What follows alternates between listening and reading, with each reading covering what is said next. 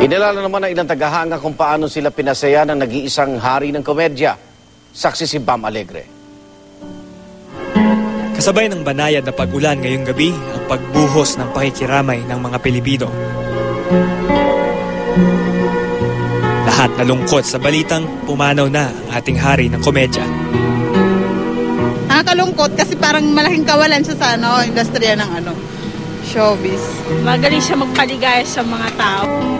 Para sa ilan, naging bahagi na ng kanilang kabataan ang mga nakakatawang karakter ni Dolphy. Wala nang kapalit yata nung Comedy King kung di siya lang Yung John and Marcia saka yung Home Along the Riles, wala nang papalit doon. Yun kasi yung kinalakihan ko yung John and Marcia Wala na. Kaso, iwan na lang natin yung memory niya sa magandang alaala. Yumauman ng hari ng komedya, ang kaligayahang dinala niya sa tahanan ng pamilyang Pilipino, hindi matatawaran, hindi malilimutan.